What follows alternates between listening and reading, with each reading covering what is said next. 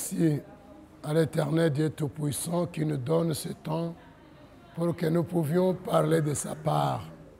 Merci à tous les téléspectateurs de près ou de loin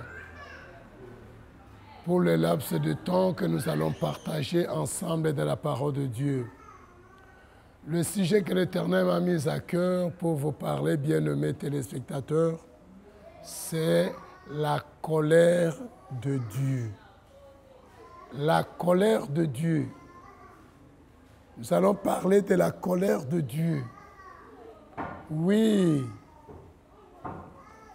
En considérant chaque personne sur la terre, il y a différents temps. Le temps de la joie et le temps de se mettre en colère. Dieu aussi. Il a un temps où il va manifester sa colère à travers le monde. Nous allons lire dans la Bible, prenons le livre des Actes des Apôtres, au 14e chapitre, 16e verset, 17e, nous lisons. C'est Dieu qui, dans les âges passés, a laissé toutes les nations suivre leur propre voie, quoiqu'il ne cesse de rendre témoignage de ce qu'il est, en faisant du bien, en nous disposant du ciel, les pluies et les saisons fertiles, en nous donnant la nourriture avec abondance et en remplissant nos cœurs de joie. Nous pouvons dire Amen, bien-aimés. La Bible dit ce Dieu, créateur du ciel et de la terre, dans les âges passés, les âges passés ne sont pas l'âge que nous traversons aujourd'hui. C'est dans les âges passés, au temps de nos aïeux, au temps d'Abraham, d'Isaac, de Jacob, au temps de ceci, que ce Dieu-là avait laissé. Il a laissé aux hommes, il a laissé aux nations, chaque personne, chaque nation suivre son propre chemin, suivre sa propre voie, faire ce qu'il veut faire, à tout moment, tout temps. Et le Dieu là a laissé les hommes libres comme ça, faire ce qu'ils veulent faire. Mais, et quand il laissait aux hommes de faire tout ce qu'ils faisaient, il manifestait sa bonté envers les hommes. Il manifestait son amour envers les hommes, que les hommes comprennent que Dieu existe. Ce n'est pas comme nos philosophes disent, si Dieu existe, l'homme n'est pas libre. Non, c'est Dieu qui a laissé aux hommes vivre leur libertinage comme ils ont vécu à travers les années, à travers des siècles. Il a montré sa bonté. Il n'a cessé de rendre témoignage de ce qu'il est. Il nous a donné des pluies. Il nous a donné des saisons fertiles. Il nous donne de la nourriture. Il nous fait du bien. Il nous fait du bien. Il nous élève. Il nous bénit. Est-ce que les hommes ont compris que Dieu a fixé un temps de ceci et un temps de cela? C'est Dieu qui a laissé les hommes faire suivre leur propre voie. Aujourd'hui, Dieu a le regard incliné sur les hommes. C'est pourquoi il parle toujours dans Actes. Aujourd'hui, nous parlons des Actes des Apôtres. Actes des Apôtres, chapitre 17. En lisant du verset 24 au verset 31, la Bible dit ceci. Le Dieu qui a fait le monde et tout ce qui s'y trouve, étant le Seigneur du ciel et de la terre, n'habite point dans le temple fait de mains d'hommes.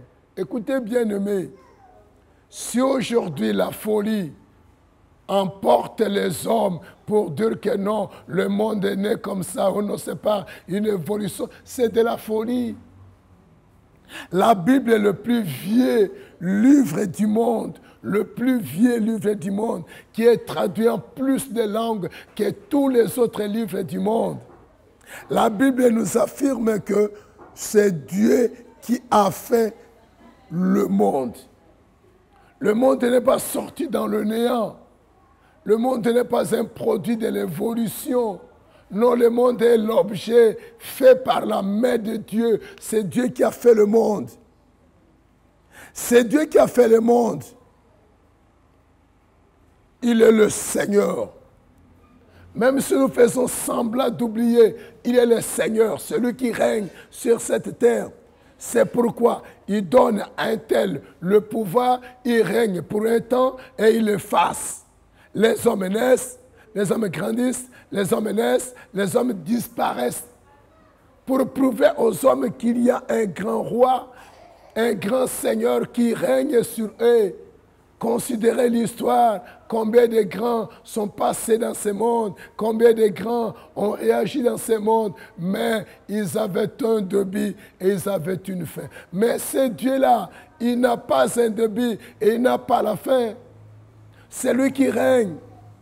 La Bible dit qu'il est le Seigneur du ciel et le Seigneur de la terre. Le petit Seigneur que nous les connaissons aujourd'hui, il règne sur la terre, mais il ne règne pas dans le ciel. Or, Dieu règne dans le ciel. Il est le Seigneur du ciel. Il est le Seigneur de la terre. Nous devons comprendre ça. Et toutes les personnes qui sont nées, ils ont vécu sur cette terre. Ils sont habités dans des maisons faites de mains d'hommes. Mais la Bible dit, c'est Dieu, c'est grand Dieu, le Maître, le Créateur, n'habite pas dans des maisons, dans des temples faits de mains d'hommes.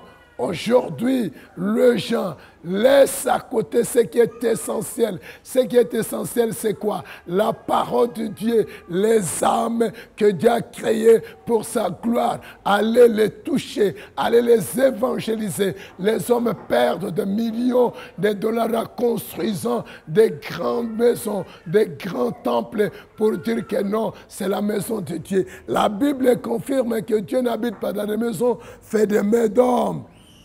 Bien-aimés, nous devons nous repentir, comprendre ce que Dieu veut de nous. Ce Dieu-là n'habite pas dans des maisons, dans des temples faits de mains d'hommes. Au verset 25, la Bible dit, « Il n'est point servi par de mains humaines. » Aujourd'hui, les gens pensent quoi? Ils pensent que si je ne sers pas Dieu, peut-être le ciel va bouger. C'est Dieu-là. Ce n'est pas la main d'homme qui les sert. Si la main d'homme les servait, les hommes allaient se glorifier. Il n'est pas servi par de mains humaines. Il n'a pas besoin de quoi que ce soit de nos mains. Il n'a pas besoin de quoi que ce soit qui sort des mains des hommes non plus. Et la Bible continue en disant, comme s'il avait besoin de quoi que ce soit. Lui qui donne la vie, lui qui donne la respiration et toutes choses. Bien-aimé, la vie que tu as, quelle que soit la grandeur de cette vie-là, quelle que soit la splendeur de la vie que tu as, c'est Dieu qui t'a donné. Que tu sois grand, que tu sois petit, que tu sois roi, que tu sois chef, que tu sois esclave, que tu sois prisonnier, sache que c'est Dieu qui te donne la vie. Il donne à qui il veut et il enlève. À la main de qui il veut, personne ne lui dira pourquoi tu fais ceci. Personne, parce qu'il est le Seigneur. La Bible dit, nous donne la respiration. Le souffle de vie que toi tu respires aujourd'hui, que moi je respire aujourd'hui, c'est Dieu qui nous donne. Et il donne ça bénévolement.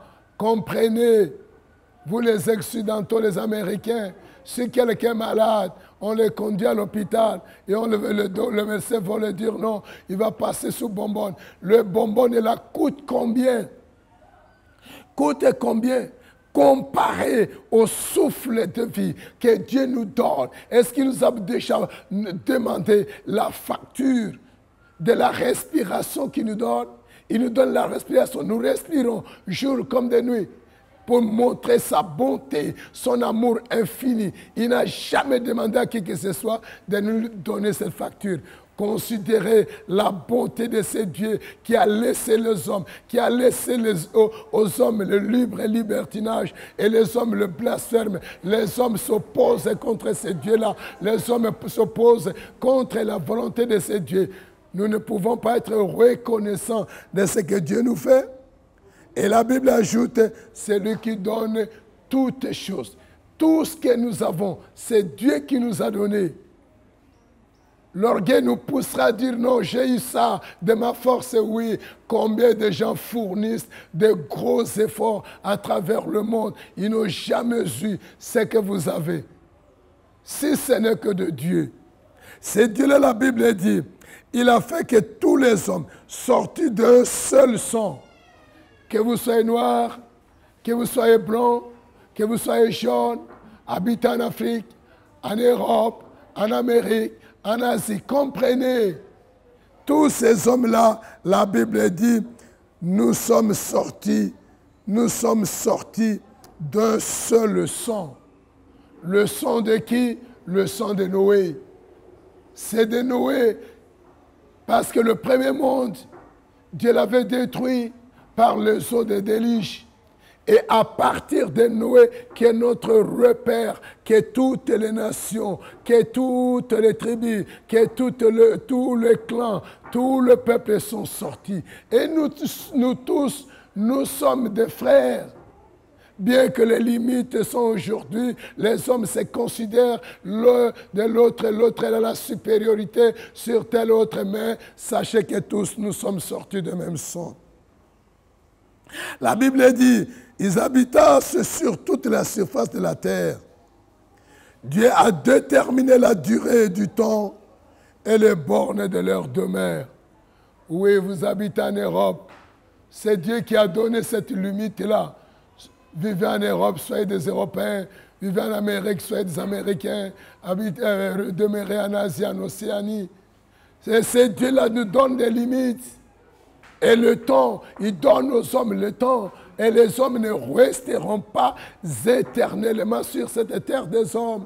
Combien de gens, combien de grands atteignent 100 ans aujourd'hui? Et combien disparaissent sans avoir atteint cet âge-là? Des grandes personnes d'hier que le monde le vénérait. Ils sont passés comme ça. C'est Dieu-là qui a fait tout ça pour nous. Verset 27, la Bible dit, ce Dieu veut, il a voulu que les hommes le cherchent. Est-ce qu'aujourd'hui nous cherchons Dieu ou nous cherchons les choses futiles de ce monde qui vont passer? Nous passons notre temps à chercher les choses fugitives. Est-ce que nous passons notre temps à chercher Dieu qui demeure éternellement, à chercher Dieu qui a une demeure pour nous et nous habiterons éternellement avec lui? Dieu veut que les hommes le cherchent et qui s'efforçassent de le trouver en tâtonnant, bien qu'il ne soit pas loin de chacun de nous. La première chose, Dieu veut que toi, bien-aimé, qui m'écoutes maintenant, téléspectateur, que tu le cherches. Dispose ton cœur à le chercher. Et la Bible ajoute en faisant d'efforts. Fais un effort. Aujourd'hui, les hommes ne veulent pas ménager leurs efforts pour chercher Dieu. Faites l'effort. Efforcez-vous de les trouver. La Bible dit en tâtonnant. Si on parle de tâtonner, qui tâtonne? Ce sont des aveugles. C'est-à-dire Dieu Dieu te considère comme un aveugle. Tu dois tâtonner, tu dois t'efforcer pour les trouver. Et la Bible dit, dès que tu l'as trouvé, tu auras 3 choses. Car en lui, nous avons la vie, nous avons le mouvement et nous avons l'être. Si tu trouves ce Dieu-là, il va te donner la vie. Jésus dit, je suis venu, afin que mes brebis aient la vie et qu'elle soit dans l'abondance. Si tu as trouvé Dieu, Dieu va te donner la vie. Si tu as trouvé Dieu, il va te donner le mouvement et l'être. Vous me direz, tous qui ont des mouvements, est-ce qu'ils ont cherché Dieu? Bien-aimés, détrompez-vous. Et c'est à cause de nos vaines paroles, le parole de blasphème que les hommes prononcent par-ci, par-là, qui attire la colère de Dieu. Ainsi donc, bien-aimés, verset 29, la Bible dit, étant de la race de Dieu. Tu es la race de Dieu. Moi, je suis la race de Dieu, quelle que soit ta peau, quelle que soit ta couleur de peau, que ce soit la délimitation que Dieu nous a donnée. Tu es de la race de Dieu. Dieu t'aime, bien-aimé. Jésus t'aime. Jésus a répandu son sang sur la croix pour toi. Il a porté ton fardeau. Il a porté toutes les difficultés dans ta vie. Il t'aime.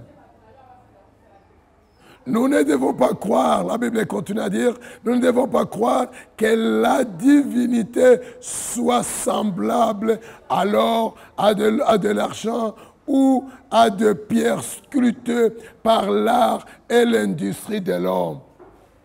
Combien de gens prennent l'or comme leur Dieu aujourd'hui? Combien prennent l'argent comme leur Dieu aujourd'hui? Combien prennent des choses sculptées par des gens et les appellent leur Dieu? Non, nous ne pouvons pas comparer Dieu. C'est Dieu qui nous a fait et nous ne pouvons pas faire un Dieu. Personne ne pourra faire un Dieu. Ce que nous faisons là, ce que nous vénérons là, ce que nous adorons là, ce ne sont pas de Dieu. Des choses qui ont des mains qui ne touchent pas, des choses qui ont des oreilles qui n'attendent pas, des choses qui ont des bouches qui ne parlent pas, des choses qui ont des pieds, mais qui ne meuvent pas. Nous ne pouvons pas les comparer à ces grands dieux, maîtres créateurs du ciel et de la terre, le Seigneur. La Bible continue en disant, verset 30, Dieu sans tenir compte du temps d'ignorance. Oh, bien-aimé, combien de temps que nous avons perdu en cherchant des petites histoires de rien. Dieu dit que ce temps-là est appelé temps d'ignorance. Dieu, sans tenir compte du temps d'ignorance, annonce maintenant à tous les hommes, en tout lieu, qu'ils aient à se repentir.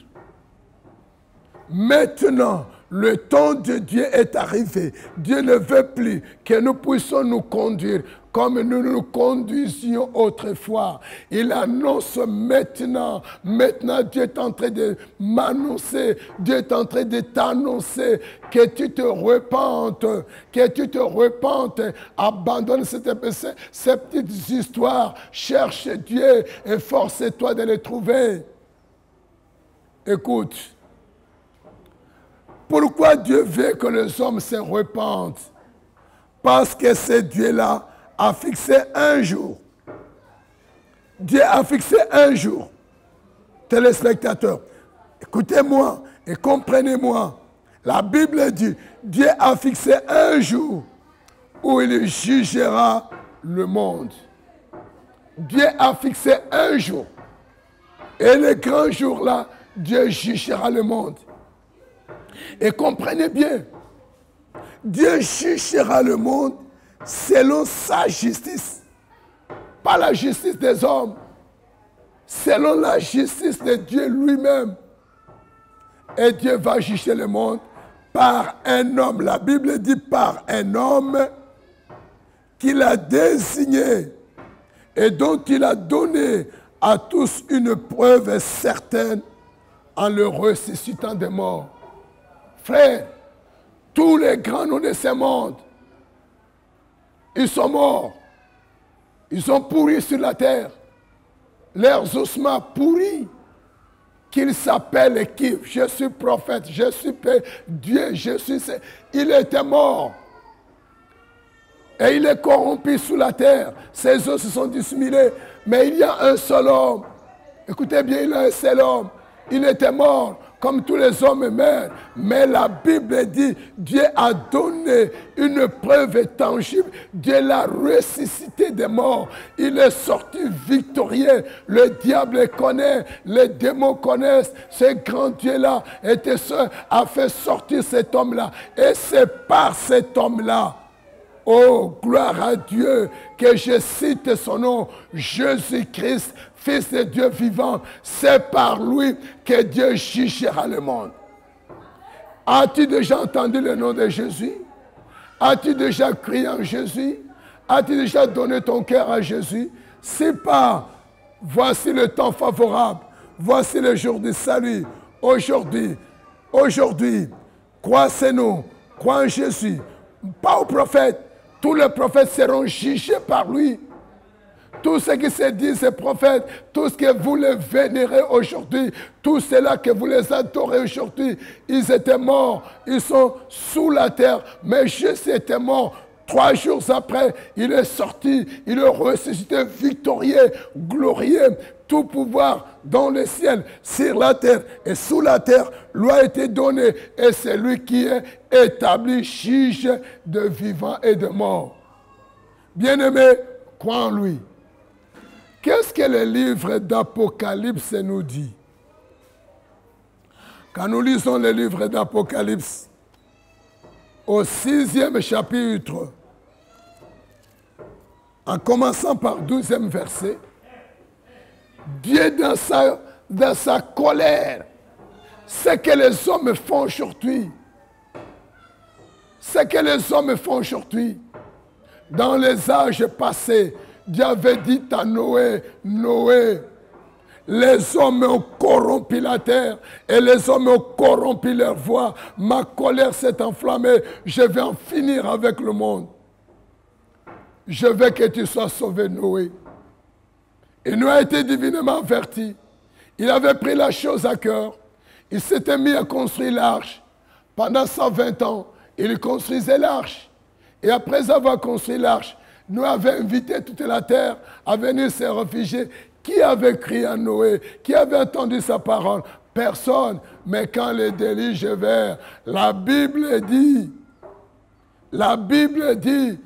toute la terre fit périr, tout ce qui respirait, tout ce qui avait le souffle de vie, les hommes, les oiseaux, les animaux, les reptiles, tous, sans exception, étaient péris. C'est même Dieu-là, aujourd'hui, ce que le monde fait, les abominations qui remplissent le monde aujourd'hui, excitent la colère de Dieu. Et Dieu dit, dans le livre de l'Apocalypse, chapitre 6, au 12e verset, la Bible dit, quand j'ai regardé ces gens qui parlent ici, il dit, quand j'ai regardé, quand il ouvrit, quand l'ange ouvrit le 6e sceau, il y eut un grand tremblement de terre. Quand l'ange ouvrit le 6e sceau, il y eut un grand tremblement de terre. Le soleil devint noir comme un sac de grains. Le soleil devint noir comme un sac de grains. Et la lune entière devint comme du sang. Bien-aimé, devant la colère de ces grands dieux, la terre qu'il avait créée, la terre va trembler ces grands jours-là. Le soleil va s'obscurcir ces grands jours-là. La lune va devenir comme du sang ces grands jours-là. Bien-aimé, je t'aime, Jésus t'aime. Je ne veux pas que tu vois ces jours-là. Ce n'est pas un jour que quelqu'un pourra souhaiter le voir. Non, échappez-vous, fouillez ces jours, fouillez ces grands jours, fouillez ces grands jours. La Bible ne se limite pas là-bas. Au verset 13, la Bible dit, et les étoiles du ciel tombèrent sur la terre, comme lorsqu'un figuier secoué par un vent violent jette ses figues vertes. Tu peux me dire amen? Demandez les astronomes combien une étoile pèse et combien de tonnes. Et ils sont combien au ciel? Des milliards. De milliers d'étoiles. Et tous ces milliards et milliers d'étoiles tomberont sur la terre. Une étoile peut avoir la grandeur de cette terre, la grandeur d'un continent, la grandeur d'un pays, la grandeur d'une ville. Et combien des étoiles vont tomber les unes après les autres? Où est-ce que nous allons habiter? Où est-ce que nous resterons? Où est-ce que les mers resteront bien-aimés? Tout ça, c'est la colère de Dieu. Je vais t'épargner, bien-aimé, que tu ne vois pas sa colère de tes yeux. En parlant de la colère à venir, aujourd'hui, la colère de Dieu est en train de s'enflammer aussi sur le fils de la rébellion qui se conduisent sans Dieu. Quittez la rébellion. Craignez Dieu, craignez Dieu, craignez Dieu. Il ne passe un homme et personne ne l'a vu et personne ne le verra. Craignez Dieu, craignez le Seigneur, craignez le Maître, craignez le Créateur. La Bible continue au verset 14. Le ciel se retira comme un livre qu'on roule. Le ciel va se retirer devant sa face, la face de sa colère. La Bible dit, le ciel va se retirer comme un livre qu'on roule. Bien-aimés, craignez ces jours.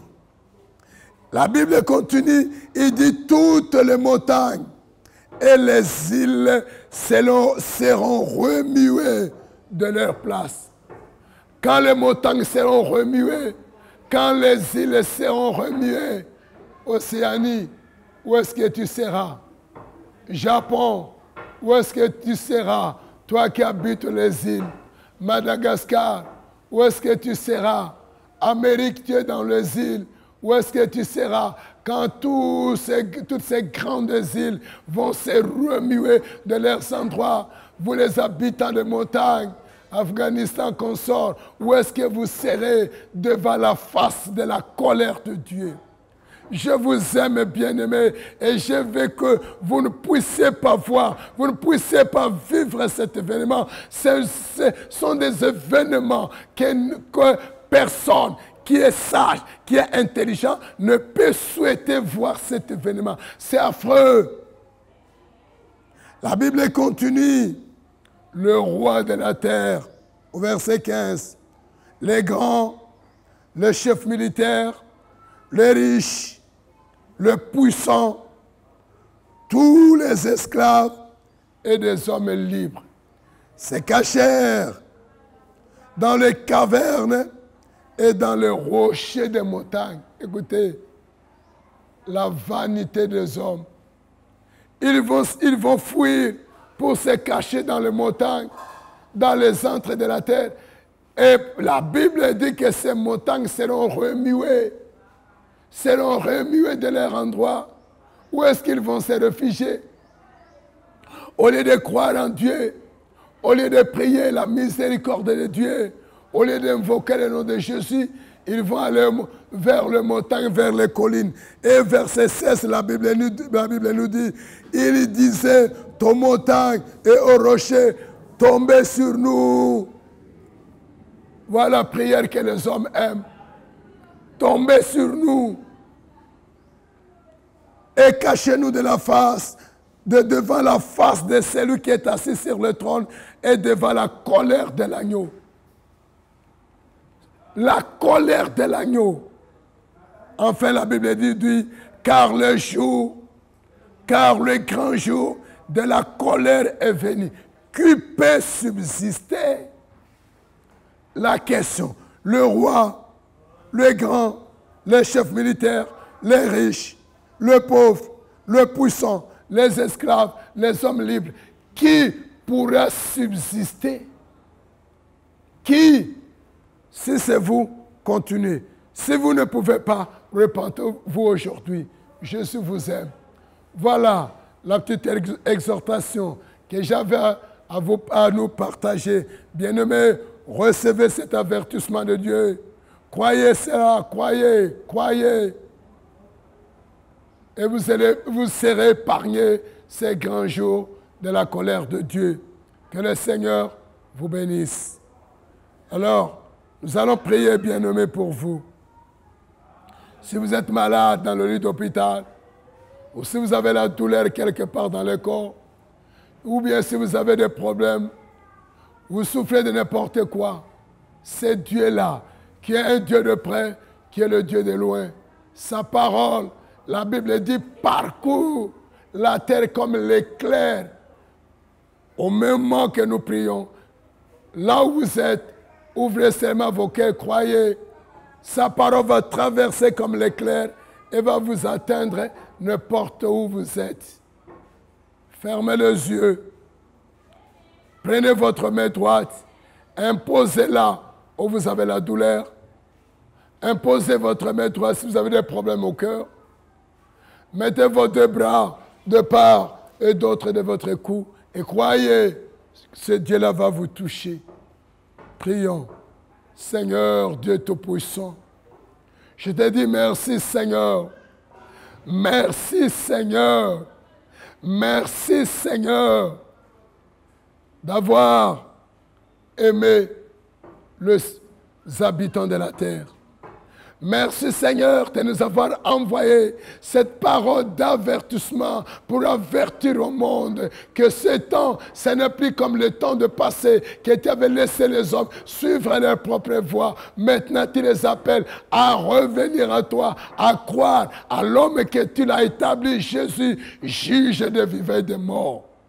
Seigneur, je recommande cette parole entre tes mains. Je te prie, la parole c'est toi, Dieu. Quiconque bien-aimé qui a entendu ces paroles d'avertissement, là où il est, Seigneur, je te prie de les toucher. Touche à ses problèmes, touche à sa maladie, qu'il souffre de n'importe quelle maladie, de la tête aux pieds, de la paume ou l'opinière. Par le nom de Jésus, je viens lier tout le petit démon de maladie.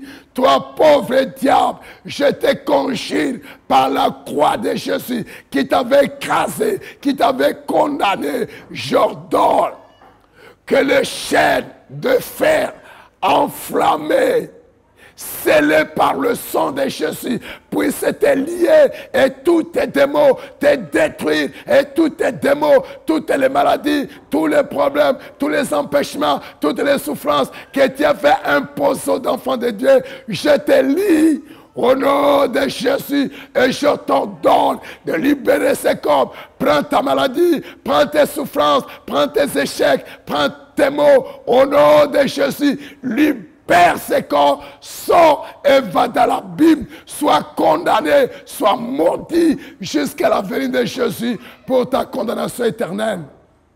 Seigneur, Jésus t'avait dit, venez vous tous qui êtes chargés, fatigués de forter, vos fardeaux, je vous donnerai là du repos. Seigneur, tous les bien-aimés, à travers cette parole, qui écouteront à n'importe quel coin du monde, touche-le, porte-le fardeau, fraye-le de voix nouvelles, donne-leur ta paix, Seigneur ta paix, Seigneur ta paix, Seigneur ta paix. Et Jésus, c'est toi qui avais dit, je vous laisse ma paix, je vous donne ma paix. Seigneur, je prie la paix. La paix dans ce pays RDC. La paix dans toutes nos frontières et surtout la frontière de l'Est. Je plante la croix de Jésus, et je fais descendre la puissance de la croix de Jésus pour garder toutes nos frontières. Que la paix règne en Afrique, que la paix règne en Europe, en Asie, que la paix règne en Asie, que la paix règne en Asie, que la paix en Amérique et en Océanie. Qu'Israël connaisse la paix aujourd'hui. Qu'Israël connaisse sa paix dès aujourd'hui à travers cette parole. Merci Seigneur. Bénis tous les bien-aimés. Bénis le réalisateur de ce programme. Bénis son caméraman aussi. Bénis Seigneur. Bénis tous les bien-aimés qui ont voulu Seigneur afin que ta voix puisse parcourir le monde. Bénis ton Église de la repentance et que tout le peuple et toutes les nations du monde soient bénis dans le nom puissant de notre Seigneur et Sauveur Jésus-Christ. Dans la foi et la conviction, enfants de Dieu, dites avec moi 3 fois Amen, Amen, Amen. Au nom de Jésus, reçois ta guérison, reçois tes miracles, reçois ta paix, reçois tout ce que tu en as besoin dans le puissant nom de Jésus. Je vous remercie. Alors nous sommes arrivés au terme de notre exhortation d'aujourd'hui pour ce moment. Nous vous remercions partout dans le monde où vous êtes. Vous qui avez disposé votre temps pour pouvoir nous écouter, que vous soyez en Europe, en Amérique, en Asie, en Océanie, en Afrique, en RDC, dans toutes nos villes de la ville de Kinshasa et toutes les communes. Grâce soit rendue à Dieu, à Jésus, d'avoir disposé l'agence multimédia Aouchi Service. À travers votre chaîne Bonzambe Live, que je vous demande de vous abonner massivement pour nous suivre au temps opportun. Merci à tout le peuple de Dieu à travers le monde. Merci également aux fidèles de l'Église de la repentance de l'Évangile du XXIe siècle. Je remercie notre bien-aimé directeur technique Caleb Kalenga, notre réalisateur. Des grands merci à mon bien-aimé Thierry Kamba qui est derrière la caméra. D'ici là, portez-vous bien. Que le Seigneur vous bénisse. Alors notre programme, l'Église de la repentance, nous nous unissons tous les jours le vendredi. Le vendredi, nous commençons de 8h à 14h. Et nous avons baptisé Vendredi Miracle. Venez avec vos fardeaux, avec vos problèmes, avec vos difficultés. C'est Jésus que nous prêchons vivant.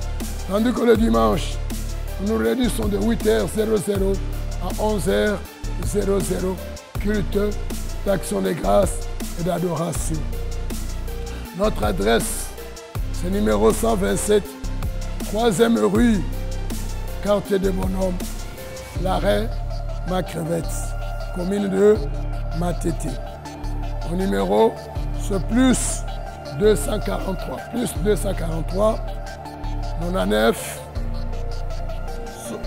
86 24 306. Je reprends plus 243 99 86 24 306. Autre numéro plus 243 81 0345 113. Plus 243, je reprends, 81 0345 113.